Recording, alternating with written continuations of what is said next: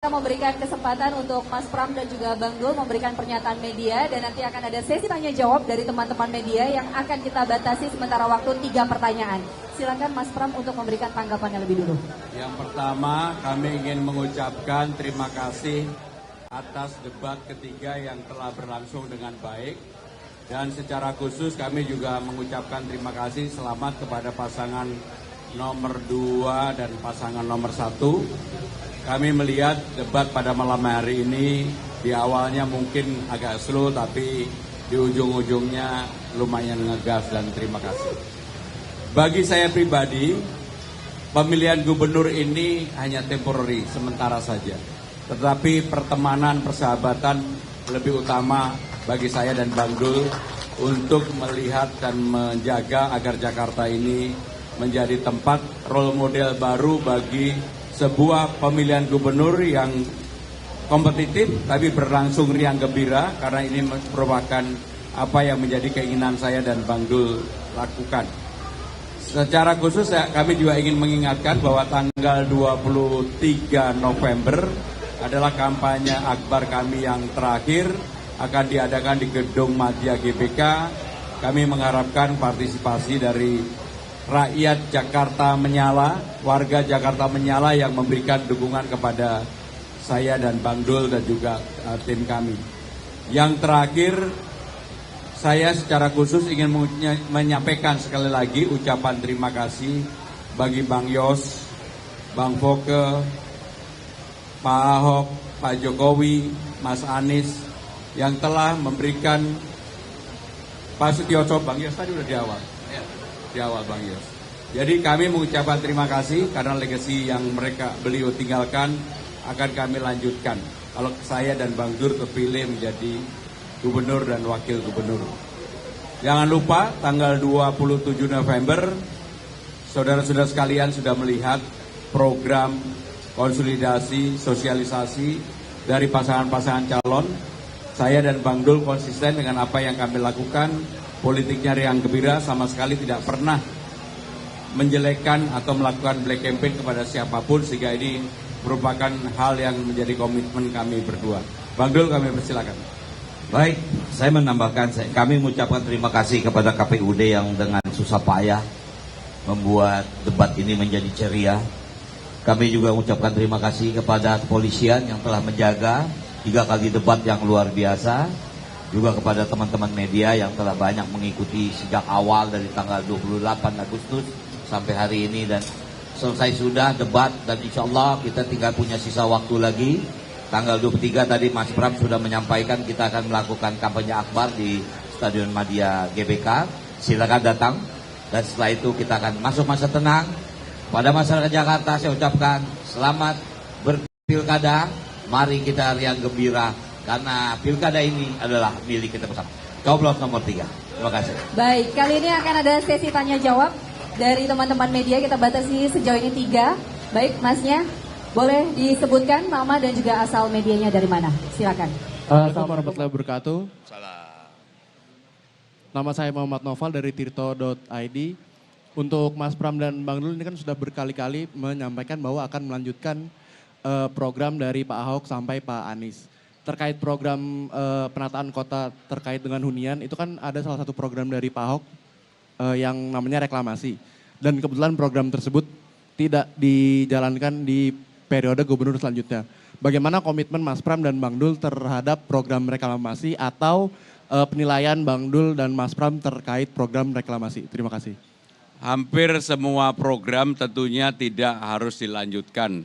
Kami akan secara selektif melihat bagaimana kemanfaatannya bagi warga Jakarta. Bagi kami, bagi saya dan Bang Dul, manfaat bagi warga Jakarta itu menjadi prioritas utama untuk program-program yang ada. Tetapi kami tidak alergi terhadap itu, karena belum jadi gubernur kami akan pelajari, kami akan melihat persoalan ini, dan tentunya pada saatnya kami akan putuskan. Terima kasih. Baik, pertanyaan kedua, silakan. Dari mana? Malam Mas Pram dan Bang Dul, saya Pandi dari Pos Kota. Masih berkaitan sama soal warga kolong jembatan ya, Mas Pram, terkait hunian sih Mas. Ini kan kita tahu ya apa masalahnya juga Bang Dul juga tadi sore udah nyebutin kan bagaimana nih ketika nanti Bang Dul jadi atau Mas Pram jadi ini nasib untuk warga kolong jembatan gimana walaupun dia nggak ber-KTP DKI karena kan disebutkan kan bahwa Jakarta ini menjadi rumah bagi siapapun gitu. Ini bagaimana nih Pak? Baik Mas Pram, tadi saya sudah jawab pertanyaan kawan saya ini. Tentu saya sangat tahu dan saya sangat prihatin dan kemarin juga beberapa media mengangkat tentang keluarga kita, saudara kita yang memang terpaksa tinggal di bawah kolong jembatan. Dan memang saya sangat paham bahwa selama ini mungkin Pemda DKI agak sulit karena mereka tidak mempunyai KTP Jakarta. Tapi insya Allah nanti kalau Mas Pram dan Bang Dul bisa memimpin DKI, kita akan mempunyai diskresi untuk kebijakan itu. Jadi mudah-mudahan kita akan memindahkan mereka ke kampung yang memang layak bagi hidup mereka. Mungkin itu, terima kasih. Baik, satu pertanyaan terakhir. Ya, silakan. Sebutkan nama dan juga asal media dari mana. Tes. Izin saya Faudi dari detik.com. Kepada Mas Pram mau bertanya tadi saat pemaparan visi misi sekilas teringat kita pada gaya atau caranya dengan Mas Anies. Ini apakah ada masukan sendiri dari Mas Anies kepada Mas Pram karena sebelumnya udah ketemu juga kemarin. Terima kasih. Yang pertama saya kenal Mas Anies memang sangat lama sekali. Kebetulan saya juga aktivis, Mas Anies aktivis, tapi saya lebih senior dari Mas Anies. Tentunya saya tidak meniru gaya siapapun, tetapi saya menyampaikan dengan gaya dan cara saya sendiri. Bahkan saya nggak tahu caranya Mas Anies bagaimana. Tetapi yang jelas saya hari ini bersyukur anak Abah dan Ahoker bersatu memberikan dukungan yang luar biasa bagi saya dan Bang Dul dan ini menjadi energi yang luar biasa. Di belakang ini pasti ada anak Abah, ada juga Ahoker. Terima kasih. Saya tambahin, kalau Anda tanggal 23 tidak datang, Anda menyesal karena akan dihadiri tokoh-tokoh yang tidak pernah Anda duga. Terima kasih. Baik, sekali lagi tepuk tangan untuk kita semuanya. Sekali lagi terima kasih Mas Pram dan juga Bang Dul. Selamat malam dan selamat beristirahat. Makasih ya, makasih.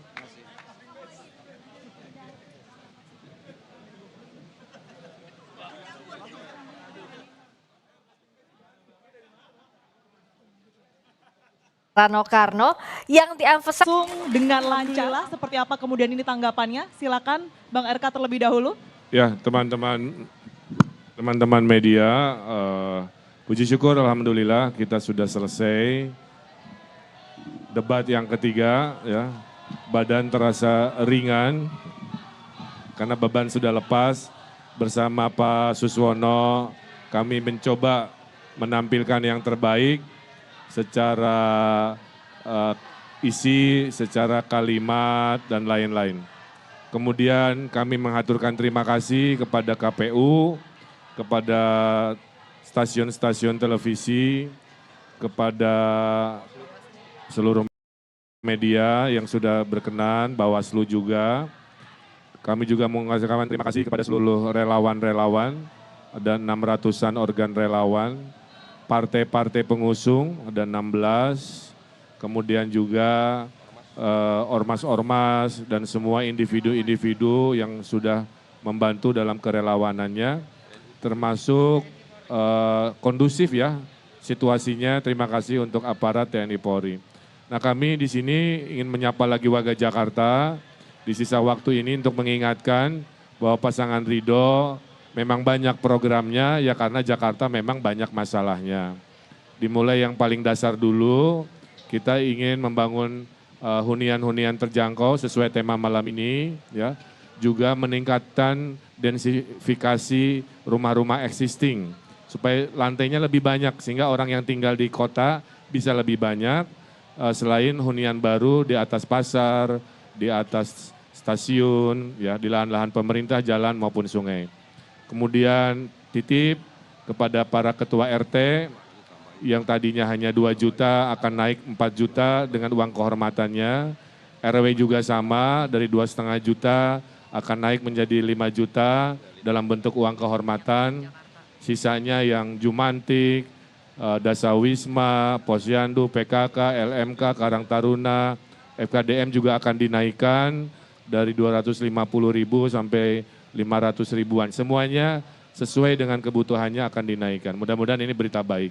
Selain juga tahun depan ibu-ibu Jakarta, bapak-bapaknya bisa nabung karena sekolah gratis di swasta akan mulai dihadirkan. Kemudian kredit tanpa bunga berbunga, tanpa agunan, itu juga akan membuat UMKM di daerah-daerah akan semakin meningkat. Dan yang teristimewa, insya Allah tidak akan ada lagi pengangguran, karena kami sudah siap menghadirkan 1 juta lapangan pekerjaan dengan konsep kota global, konsep ekonomi kreatif, konsep pariwisata internasional. Mudah-mudahan ini bisa dihadirkan sehingga program-program kita luar biasa. Kemudian juga yang ditunggu ibu-ibu, saya titip ibu-ibu ya, tebus murah, sembako murah itu nanti akan rutin sebulan sekali supaya harga terjangkau. Jadi sudah sembakonya murah, sekolahnya digratiskan, kemudian KJP dilanjutkan, anggaran para pengurus wilayah juga dinaikkan, termasuk rumah kita akan renovasi rapihkan, ada anggaran 50 juta per rumah sampai 100 juta, sehingga nanti kampung-kampungnya rapih. Ya, tidak ada seng lagi, tidak ada kardus lagi, semua akan rapi oleh program. Inilah kebijakan dari pasangan Ridho untuk memastikan golongan paling bawah itu kita lindungi, kita bersamai. Nah tentunya juga program nasional ya, Giant Sea Wall Pak Prabowo kita akan sukseskan, kita akan sempurnakan. Juga program makan gratis, bergizi, kita luaskan untuk lansia, untuk ojol di hari-hari tertentu, kemudian juga transportasi dari zaman Pak Jokowi MRT yang sudah sangat baik, kita akan luaskan Transjakarta sampai Bogor, sampai Bekasi, sampai Tangerang, Jaklingko-nya sampai ke ujung kampung dan lain sebagainya.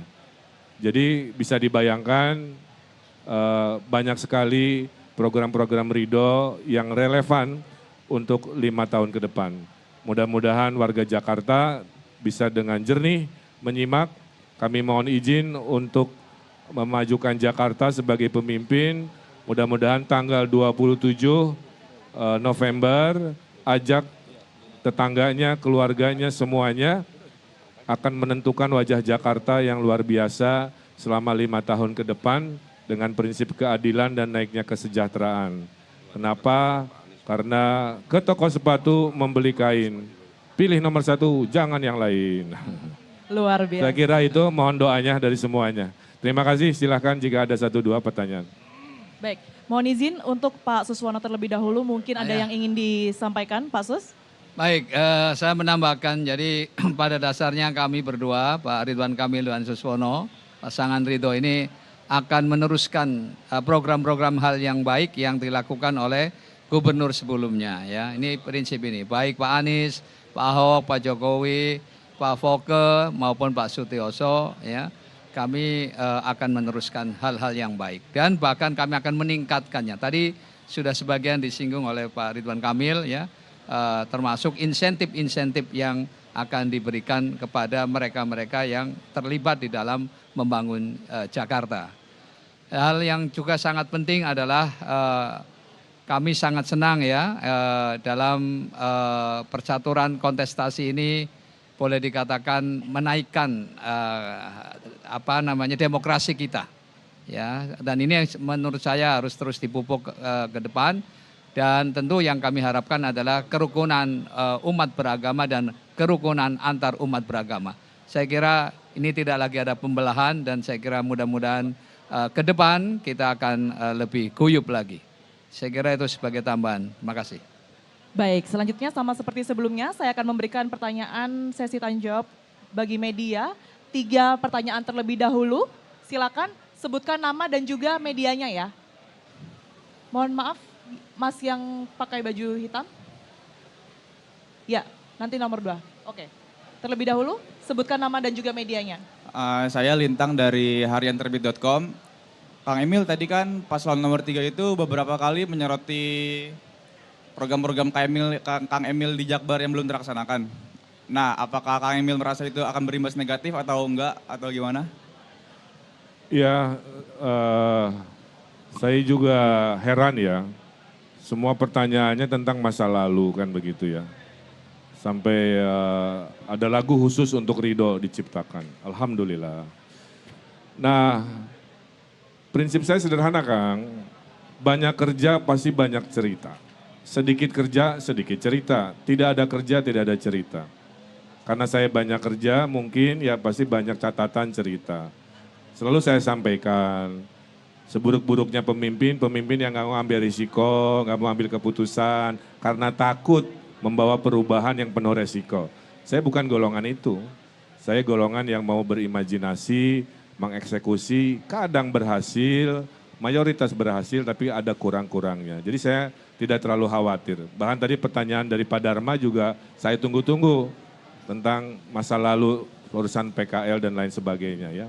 Tapi yang terpenting seperti yang saya sampaikan di closing, kami berdua ini adalah pemimpin Pancasilais ya. Karena Jakarta adalah Pancasila, betul? Wajah dari Indonesia, melting pot semua etnisitas.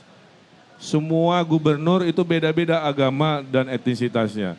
Dari mulai Pak Anies, Pak Ahok, dari mulai Pak Foke, dengan Pak Sutioso juga dengan Bang Ali Sadikin.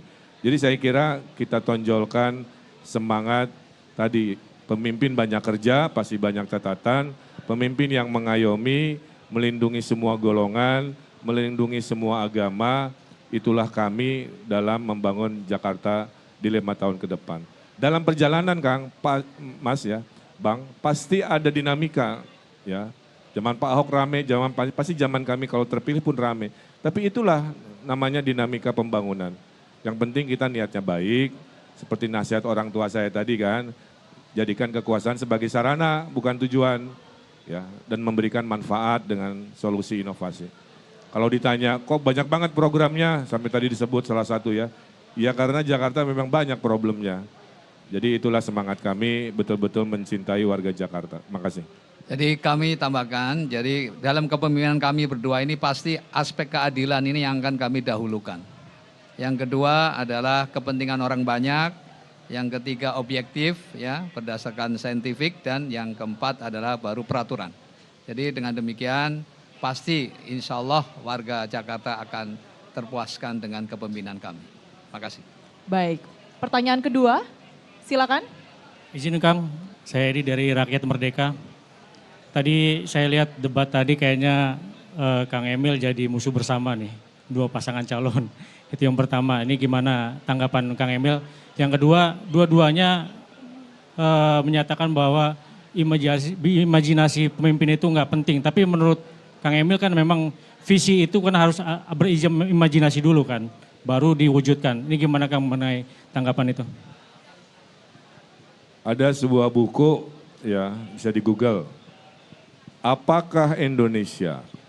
Indonesia itu adalah masyarakat yang datang dari imajinasi. Beda-beda agamanya, beda-beda etnisitasnya, beda-beda kerajaannya. Tiba-tiba mau bersatu dalam merah putih. Itu kalau bukan karena imajinasi tidak mungkin terjadi. Itulah Bung Karno kan. Pemimpin kalau tidak bisa punya visi misi, visi misi itu adalah kumpulan rencana. Rencana kan belum dilaksanakan. Kata lain dari rencana adalah imajinasi.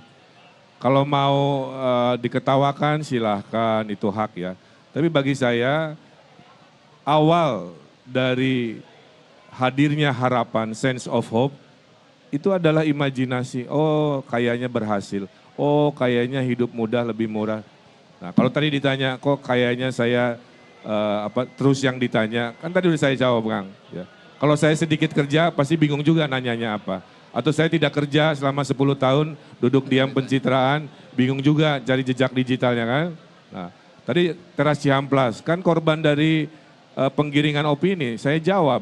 Contoh ya, kenapa sepi? Ya tanya kepada yang setelah saya. Saya bilang ke Pak Dharma kan, dia punya rumah. Pak Dharmanya pindah, pemilik baru nggak ngurusin rumahnya jadi rusak. Terus tetangganya nyalahin Pak Dharma, kan nggak begitu. Nah, jadi Teras Cihamplas jejak karya saya, kalau wali kota selanjutnya itu serius, apalagi nggak ditangkap KPK kan, itu bisa sukses. Jadi harapan saya, semua orang itu harus jernih dalam memberikan pendapat. Tapi susah juga namanya era digital kan. Yang penting sayanya bisa menjawab, meyakinkan seperti pertanyaan tadi. Saya kira itu, makasih. Cukup ya? Satu pertanyaan lagi. Masih. Baik. Selamat malam Kang Emil dan Pak Sus, saya Dita dari JPNN.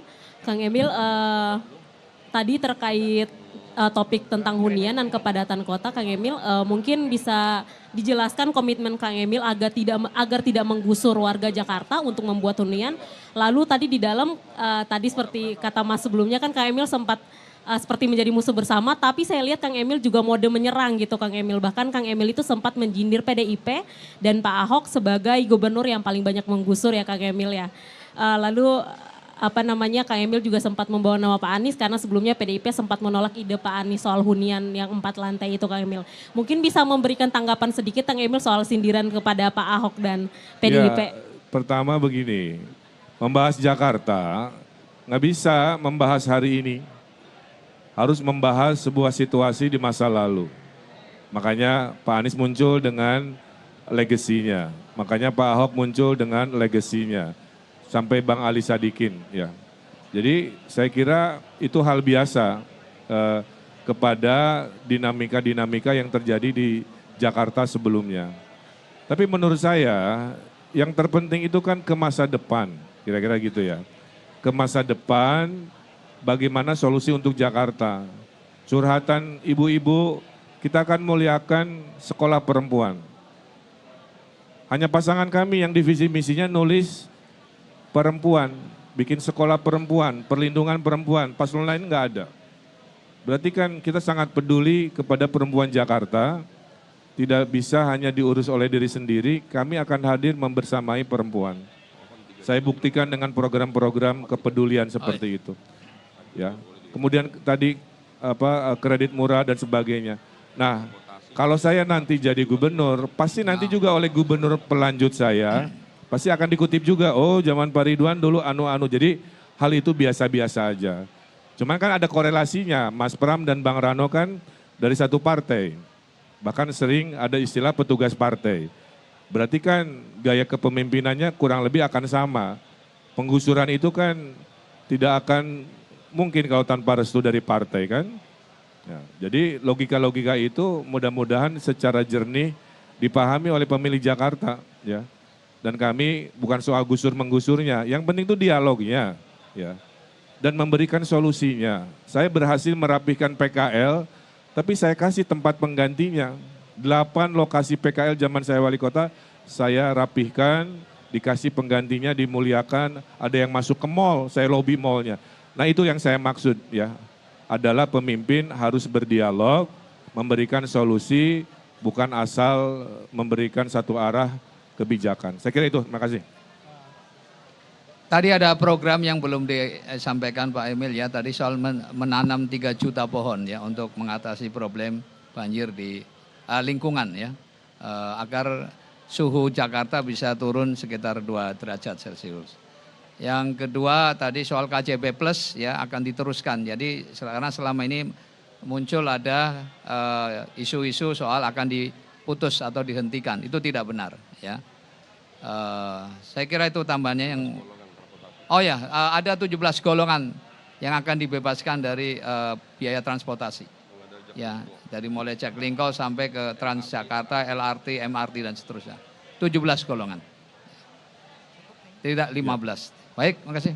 Baik, sudah terjawab ya 3 pertanyaan. Terima kasih banyak Bang Ridwan Kamil dan juga Pak Suswono.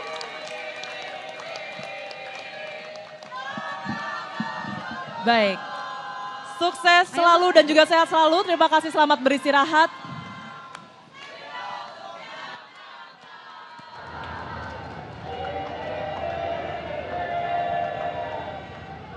Oke, baik.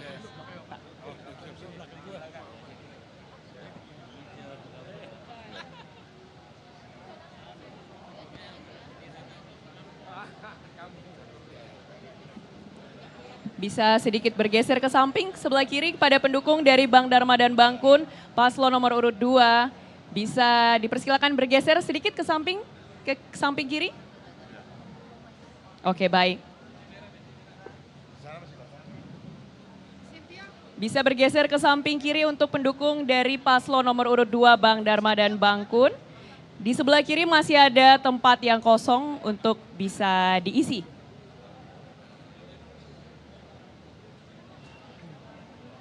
Oke baik, kami ucapkan selamat kepada Bang Dharma dan juga Bang Kun telah berhasil menyelesaikan debat pamungkas sekaligus debat terakhir pada Pilkada DKI Jakarta. Silakan diberikan tanggapan kepada teman-teman atau rekan-rekan media. Oh iya, Mulai dari Bang Dharma terlebih dahulu. Assalamualaikum warahmatullahi wabarakatuh. Salam sejahtera bagi kita semua, selamat malam.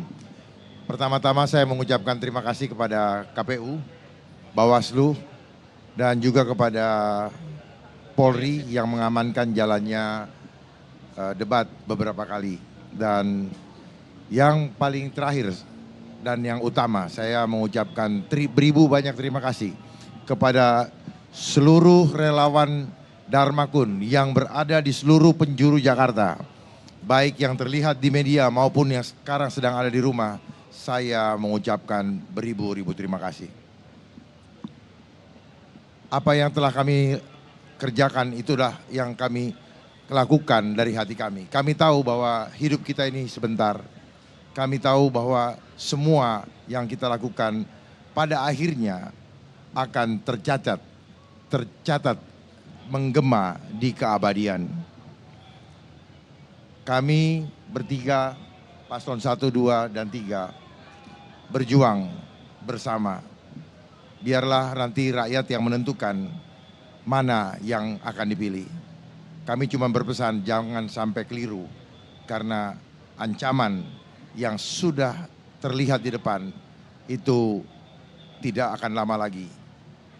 Mari kita bersama, hanya satu yang bisa menyelesaikan. Rakyat harus kompak. Tanpa kekompakan maka bangsa ini akan hancur. Ada mungkin yang mau disampaikan lagi oleh Pak Kun? Baik, dipersilakan untuk Bang Kun menyampaikan tanggapan kepada rekan-rekan media. Pertama-tama ya, saya ingin menambahkan tadi yang disampaikan oleh Pak Dharma.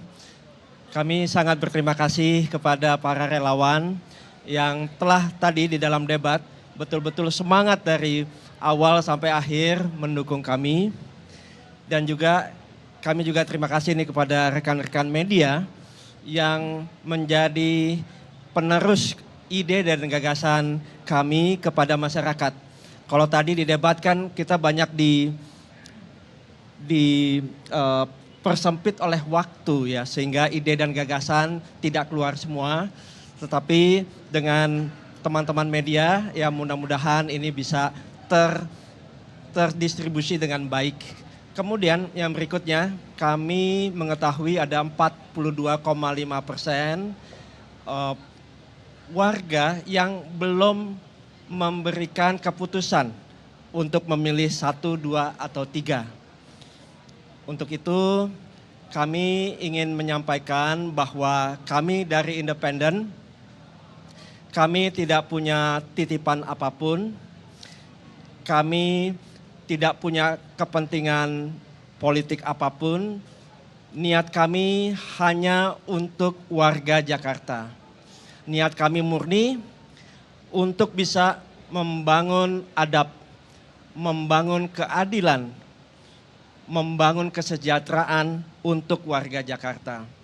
Untuk itu kami sangat mengharapkan Independen bisa membawa perubahan yang nyata untuk Jakarta. Ya. Memang untuk ini kita butuh keberanian, tapi kami meyakini ini pertarungan seperti Daud melawan Goliat, tetapi saya yakin warga Jakarta sudah pintar.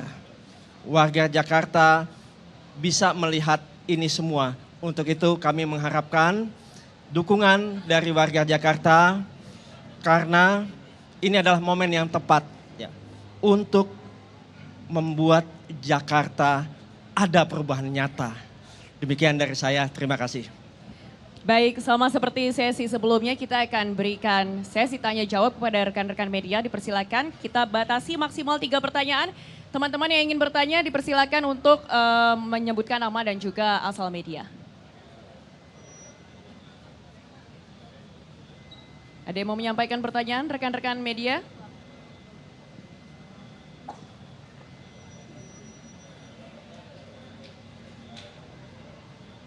Oke, silakan Mas.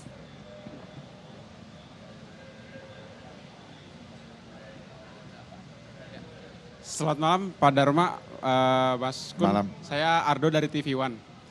Tadi kalau kita dari keterangan dari paslon nomor 1 dan juga nomor 3, ini yang nomor 3 optimistis bahwa ada mampu meraup suara dari pasangan dari Ahokers atau dari anak Abah. Nah kalau dari pasangan nomor 1, mereka optimistis bahwa program-program mereka meskipun dicecar dari dua pihak lain, tapi mereka optimistis bahwa rekam jejak dan program mereka akan bekerja jika mereka terpilih. Nah, kalau dari Anda berdua sendiri sebagai pasangan independen, seperti apa melihat tingkat kepercayaan diri dari dua pasangan yang lain dengan programnya masing-masing? Sementara Anda sendiri tadi sempat juga ada satu pertanyaan yang sempat tidak terjawab karena meminta waktu untuk mendalami dulu materi terkait pertanyaan dari Tuan Kamil yang pertama tadi.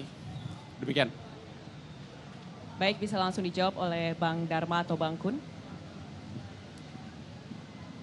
Baik, kalau berbicara rekam jejak, sebenarnya menurut saya belum teruji. Ya, belum teruji, karena belum pernah diperiksa.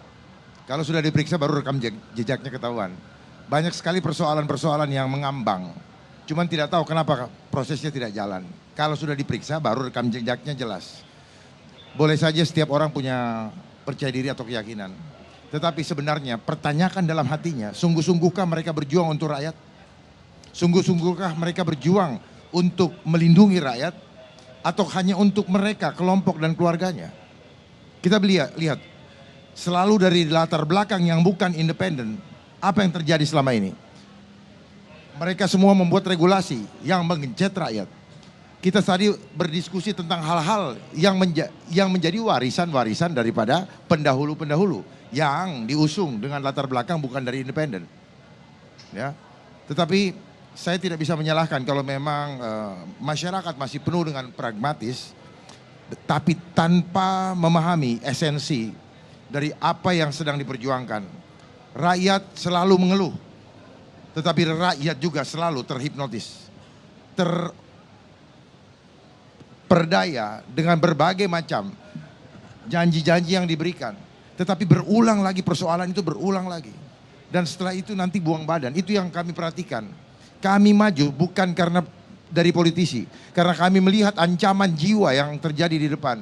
Kita lihat bersama ketika pandemi COVID-19, dalam waktu dekat lagi ada pandemi lagi, virus X, dananya sudah turun. Apa kita mau lagi pandemi? Kita tidak mungkin bisa berkumpul seperti saat ini sekarang.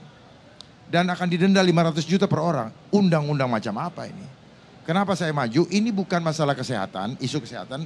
Ini bukan masalah bagaimana obatnya, ini masalah politik. Jadi dengan cara itulah kami mencoba berjuang untuk melindungi bukan diri kami aja, keluarga kami, ada ayah kami di sini, ada saudara-saudara kami, ada teman-teman kami, dan Bapak Ibu sekalian yang ada di hadapan saya. Jangan dipikir nanti kalau itu terjadi terus kemudian tidak banyak yang PHK, akan semakin banyak yang PHK. Bahkan reporter pun akan dikurangi, karena apa? Ada artificial intelligence. Mari kita tahu bersama. Ada yang bertanya tadi dari TV One. TV One sendiri sudah ada AI, betul? Lalu berapa banyak lagi nanti yang mau di PHK? Mari bersama-sama.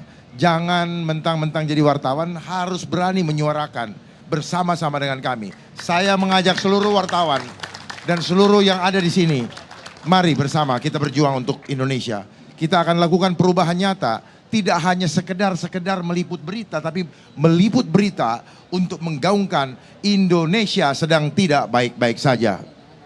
Dan Jakarta yang 65% uang beredar juga sedang tidak baik-baik saja. Mari kita kembalikan Jakarta agar Jakarta maju, rakyatnya makmur. Lihat saja bagaimana produk impor sudah membanjiri Jakarta. Apa rekan-rekan tidak sadar itu? Bahwa itu tujuannya untuk menghancurkan produsen lokal. Dan akhirnya banyak yang PHK. Kalau sudah banyak PHK, pedagang pun akan mati suri. Bahkan tidak bisa bangkit lagi. Apalagi dengan regulasi-regulasi yang ada. Apalagi dengan aplikasi temu, di mana konsumen bisa berhubungan langsung dengan pabrikan yang ada di Cina. Berapa banyak lagi? Kenapa kita biarkan ini yang disebut dengan agenda asing merebut kekuasaan, merebut kedaulatan bangsa tanpa perang, karena perang biaya mahal. Mereka sudah cerdas. Mari sama-sama saya himbau kita bersama untuk betul-betul memikirkan ini. Mari kompak, jangan egois, jangan cuma mikirkan diri kita, pikirkan orang tua kita, pikirkan saudara kita, pikirkan anak cucu kita nanti yang akan mengalami persoalan-persoalan yang lebih parah lagi dari yang kita alami. Saya hanya menghimbau, pilihan terserah kepada hati nurani kita masing-masing. Tapi kalau masih punya hati nurani, pasti Bapak Ibu paham bahwa kami berjuang bukan sekedar untuk kepentingan kami. Bukan menjadi gubernur yang terpenting, tetapi apa?